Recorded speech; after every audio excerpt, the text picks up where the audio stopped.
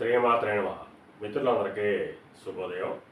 ఈరోజు శ్రీ విశ్వావసునామ సంవత్సర వైశాఖ బహుళ పంచమి శనివారం. ఈరోజు పూర్వాషాఢ నక్షత్రం మధ్యాహ్నం 3 గంటల వరకు ఉంది. తదుపరి ఉత్తరాషాఢ. ఈరోజు మే 17, 2025 తేదీ శనివారం. ఈరోజు దుర్ముహూర్తం ఉదయం 5:32 లాగైతూ 7:14 వరకు ఉంది. వజ్రం రాత్రి 11:21 లాగైతూ 12:59 కూడా వజ్రం ఇవ్వడం జరిగింది. ఈరోజు పంచాంగరీత్యా ఈ రకమైనటువంటి ఫలితాలు వచ్చేస్తున్నాయి.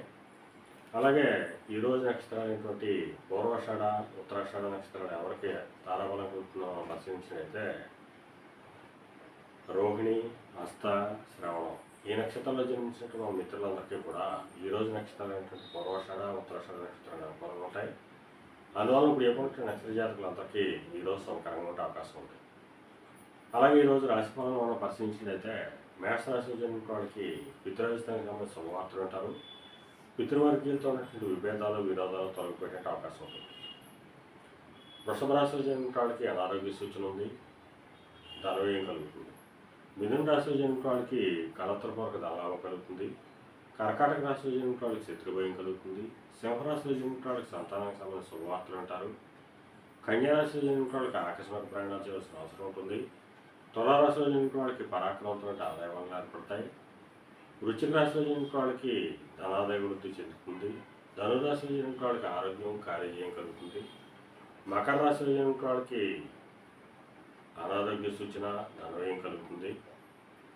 కుంభరాశిలో జన్మించిన వాళ్ళకి చేసేటువంటి వ్యాపారాలు లాభసాటిగా సాగుతాయి. మీన రాశిలో జన్మించిన వాళ్ళకి ఉద్యోగ అవకాశాలు పెరిగేటువంటి అవకాశం ఉంటుంది.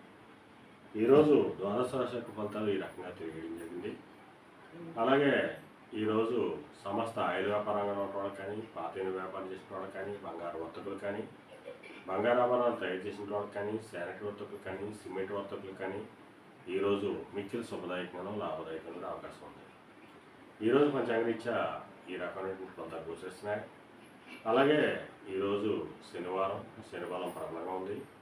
అందువలన ఆ పరమేశ్వరుణ్ణి ఆవు పాలతో అభిషేకించినట్లయితే సర్వశుభాలు కలుగుతాయని చెప్పి శాస్త్రీయ తెలియజేయడం జరుగుతుంది. అలాగే మళ్ళా రేపు శుభోదయం కార్యక్రమంలో మరిన్ని విషయాలు తెలుసుకుందాం. అంతవరకు మన మిత్రులందరికీ మరొకసారి శుభోదయం. ఇట్లో మీ పెదబాబు సిద్ధాంతి వల్ల